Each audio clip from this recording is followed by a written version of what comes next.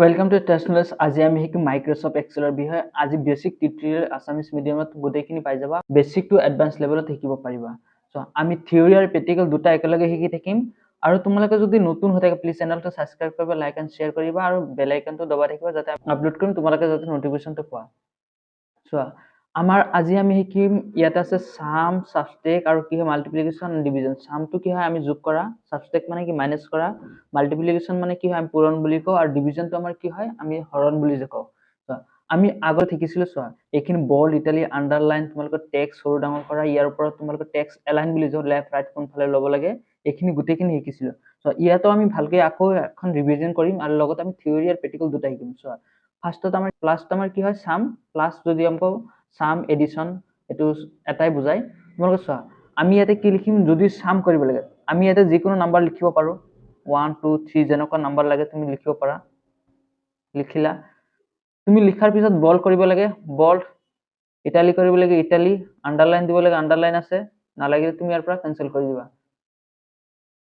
আমাৰ সাম কৰিব লাগে, আমি দুটা নাম্বাৰ লিখিছো, যদি দুটা নাম্বাৰ লিখাৰ পিছত আমাৰ যোগ কৰিব লাগে, ইয়াতে কি কৰিবা, ইয়াতে সৰু সৰু দুটা নাম্বাৰ দিছো, ইয়াতে 4, ইয়াতে 4, দুটা 4 4 ইকুৱেল, ইকুৱেল লিখাৰ পিছত লিখিবা SUM সাম, তাৰ পিছত দিবা ব্ৰেকেট। তোমালোকে চোৱা, এক্সেল ফৰ্মুলাটো আমি কিহৰ দ্বাৰা ষ্টাৰ্ট হয়, ইকুৱেল চিম্বলৰ দ্বাৰা ষ্টাৰ্ট হয়, মনত থাকিব এইটো, তোমালোকে মনত ৰাখিবা, এইটো তোমালোকৰ এক্সামত আহি যায়, এটা এক্সেলৰ ফৰ্মুলা কিহৰ দ্বাৰা ষ্টাৰ্ট হয়, ইকুৱেলৰ দ্বাৰা ষ্টাৰ্ট হয়, মনত থাকিব। আৰু ইকুৱেল সাম তুমি যেতিয়া লিখিবা, লিখাৰ পিছত তোমালোকৰ অট'মেটিক ফৰ্মুলা কেইটা আহিব, তুমি বেছি নহয় এবাৰ দুবাৰ প্ৰেক্টিছ কৰাৰ পিছত তোমালোকে অট'মেটিক মনত থাকি যাব। আৰু চোৱা, ইকুৱেল সাম ইয়াতে আহিছে ন, ইকুৱেল সাম লিখাৰ পিছত সাম, তাৰপিছত নাম্বাৰ 1 নাম্বাৰ 2 যেনেকৈ দিব লাগে, নাম্বাৰ 1 নাম্বাৰটো আমি ক'ৰ পৰা ল'ম, ইয়াৰ পৰা ল'ম, ইয়াৰ পৰা তুমি লেফ্ট ক্লিক কৰি কিনে ইয়াতে দুটা সিলেক্ট কৰি ল'বা, ঠিক আছে। ব্ৰেকেট ক্লোজ, ব্ৰেকেট কি কৰিব লাগে, ব্ৰেকেট ক্লোজ। চোৱা, ইয়াতে চোৱা, আকৌ আমি এটা কুৱেশ্যন আহিলে, ইয়াতে যদি আমি 4 4 লিখিছো, ইয়াতে B3 C3 কিয় আহিলে, B3 আৰু C3 টো কি হয়, তুমি যে ইয়াতে সিলেক্ট কৰিলা, তুমি কি কৰিছা B3, এটা আমাৰ কি হয়, এইখিনি আমাৰ কলম বি কলম হয়, বি, এইখিনি আমাৰ কি হয় চি, ই আমাৰ বি কলমৰ পৰা চি নাম যিখন আছে ৰ, চি মানে সৰি, এটা বি কলমত 3 নম্বৰ আমাৰ কি হয় ৰ, বি কলম 3 নম্বৰ ৰ, তাৰ পৰা কিমান আছে কলম কিমান আছে চি, ৰ কিমান নম্বৰ আছে 3, এইখিনি এন্টাৰ আহিলে 8। তুমি ইয়াৰ পৰা যদি কিবা নাম্বাৰ এটা চেঞ্জ কৰা 5 দিলা, বেলেগত ক্লিক কৰি অটোমেটিক 9 আহি গৈছে। এইখিনি মানে এটা অলপমান যদি তোমাৰ সিৰিয়ালি থাকে, মানে দুটা একেলগে থাকে, তুমি সিলেক্ট কৰিবা, যদি ইনকেছ তোমাৰ তেনেকুৱা নাথাকিবও পাৰে, সাপোজ মই ইয়াতে যদি লিখিছো 4, তাৰপিছত ইয়াতে লিখিছো 6, এই দুটা নাম্বাৰ কি কৰিব, যোগ কৰি আমাৰ ক'ত থব লাগে, বেলেগ এটা সেলত থব লাগে। আমি চোৱা, এক্সেলৰ তোমালোকে সৰু সৰু ঘৰবিলাক যি দেখি আছে, এইবিলাক কি বুলি কোৱা হয়, সেল, CELL, মনত থাকিব, এক্সেলৰ এতিয়া সৰু সৰু ঘৰ আমি কি বুলি কওঁ, সেল বুলি কোৱা হয়। আৰু এইখিনি আমাৰ এক্সেলৰ, এইখিনি আমাৰ কি বুলি কয়, এটা এটা কলম, এইখিনি আমাৰ কি বুলি কয় ৰ, মনত থাকিব। এই দুটা আমি যোগ কৰিম, যোগ কৰি কিনে ইয়াত আমি ৰিজাল্টটো থম, ইকুৱেল কি লিখিব লাগে যোগ কৰাৰ কাৰণে, equal SUM opening bracket, number 1 ইয়াতে ক্লিক কৰিলা, চোৱা এই ইয়াতে চোৱাচোন নাম্বাৰ 1 কমা, কমা দিলা, নাম্বাৰ 2 ব্ৰেকেট ক্লোজ, এন্টাৰ, 6 4 + 6 10, যদি ইয়াতে 6 দিলো, 6 + 6 কিমান হ'ব 12, অটোমেটিক চেঞ্জ হৈ আছে। এইখিনি তোমাৰ কি আছিল সাম, মানে দুটা যোগ কৰিব লাগে। তাৰপিছত সাবট্ৰেক্ট, এইখিনি যদি তুমি ইয়াতে বেক স্পেচ কৰা এটা কাটিব, আকৌ তুমি যদি গোটেইখিনি সিলেক্ট কৰিলা, সিলেক্ট কৰি যদি ডিলিট অপচনটো ক্লিক কৰা, ডিলিট বটনটো গোটেইখিনি কাটিব। 8 4 মাইনাস কৰিব লাগে, তুমি ইয়াতে ডাইৰেক্টলি এনেকৈ কৰিবা, ইকুৱেল 4 মাইনাস 8 মাইনাস 4, এন্টাৰ আহিলে, সিম্পল। 6 যদি ইয়াতে মই 8 দিও, 8 - 8 কিমান হ'ব 0, 8 মাইনাস যদি মই ইয়াতে 9 দিছো, -1 আহিব লাগে, -1 আহিলে আমি যিখিনি কৰিছো শুদ্ধ হৈছে। আমাৰ দুটা হৈ গ'ল, সাম আৰু কি আছিল প্লাস কৰাটো, আৰু সাবট্ৰেক্ট মাইনাস, আৰু আমাৰ কি আছিল মাল্টিপ্লিকেশ্যন, এইখিনি ডিলিট, ইয়াতে লিখিলো। ইয়াতে যদি তোমাৰ চোৱা, এটা টেবুল বিলাক যে আহি আছে না, তুমি যেতিয়া প্ৰিন্ট কৰিবা কন্ট্ৰল F2 আমাৰ প্ৰিন্ট কৰিব, কি হ'ব তোমাৰ মানে একো দেখা নাপাব, তোমাৰ টেবুলটো তেনেকুৱা প্ৰিন্ট নহয়, এইটো এই এনেকুৱা পেজ আহিব, তেনেকুৱা নহয়, নাহে আৰু মানে তুমি যেনেকৈ দেখি আছা ঘৰ তেনেকুৱা নাহে। ঘৰটো কেনেকুৱা আহিব, তুমি এনেকৈ সিলেক্ট কৰাৰ পিছত যেতিয়া তুমি বৰ্ডাৰ লগাবা, ইয়াতে অল বৰ্ডাৰ আছে, যিকোনো বৰ্ডাৰ আছে তুমি দিব পাৰিবা, ইয়াতে অল বৰ্ডাৰ ক্লিক কৰিছো, অল বৰ্ডাৰ আহিলে যেতিয়া F2 কৰিছো F2 কন্ট্ৰল F2 এতিয়া চোৱাচোন এতিয়া আহিছে ন এতিয়া আহিলে এইখিনি আছিল তোমালোকৰ টেবুল বনোৱাটো ইয়াতে মই কি কৰিলো ইয়াতে 4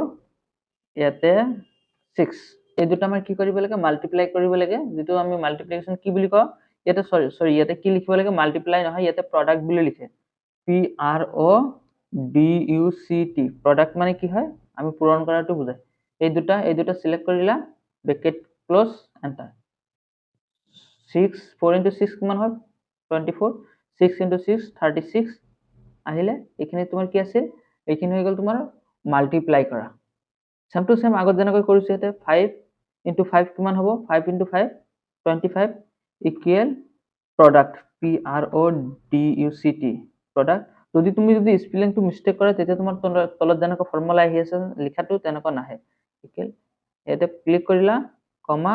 এতে ক্লিক কৰিলা ব্ৰেকেট ক্লোজ এন্টাৰ হৈ গল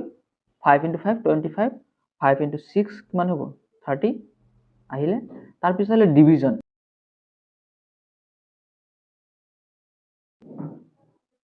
ডিভিজন ইয়াতে 12 ইয়াতে দিছো মই 6 ডিভাইডেড কৰিলে কিমান আহিব ইয়াতে তোমাৰ ইকুৱেল যেনেকৈ সামটো তুমি সাবস্ট্ৰেক্টটো লিখিলা মাইনাস এইটো সেল ক্লিক কৰিলা ডিভাইডেড সিম্বল এইটো হয় ইয়াতে ক্লিক কৰিলা ওকে এন্টাৰ হৈ গল এইখিনি যদি ইয়াতে মই কিমান দিছো 60 কিমান আহিব 10 আহিলে যদি মই ইয়াতে 10 দিছো आंसर কিমান 6 আহিলে এইখিনি আছিল তোমালোকৰ সাবস্ট্ৰেক্ট কৰা আৰু চোৱা যদি তুমি এইখিনি লিখাৰ পিছত আমাৰ লিখাটো ইফালে আহি আছে এইটো লিখাটো তোমাৰ ইফালে দিব লাগে তুমি কি কৰিবা এনেকৈ সিলেক্ট কৰিবা যিখিনি লিখা আছে তোমাৰ সিলেক্ট কৰাৰ পিছত ইয়াৰ পিছত সেন্টাৰ লেফট ৰাইট যিখিনি দিব লাগে দিব পাৰে লেফটত ইফালে দিলে ৰাইটত যাব ইয়াতে লেফটত দিছা অলপ ইফালে আহিব লাগে ইয়াতে ক্লিক কৰিবা আহিলে তুমি লেফট ৰাইট যি দিব লাগে তুমি দিব পাৰা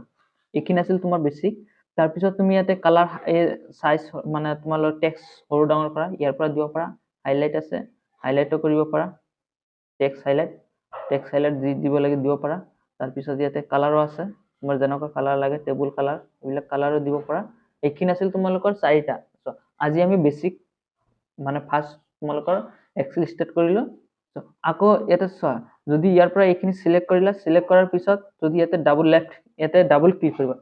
এনেকৈ সিলেক্ট কৰিব লাগিব চাবা যদি তুমি এনেকৈ সিলেক্ট কৰিব লাগিব ওপৰৰ পৰা কলম কেটা সিলেক্ট কৰিলা যেতিয়া তুমি ইয়াতে মাউস কাৰ্সাৰটো থবা তোমালোকৰ ডাবল ডাইৰেকশনটো আহিব তেতিয়া ডাবল লেফট ক্লিক কৰিবা একেলগে দুটা তোমাৰ যিখিনি সেল লাগে তোমাৰ যিখিনি তোমাৰ ঘৰ লাগে অটোমেটিক তোমাৰ কি হ'ব হৈ যাব 60 দুটা আছে 10 10 ঠিক আছে 6 নালাগে একেবাৰে কম যিখিনি স্পেশাল লাগে সেইখিনি লৈছে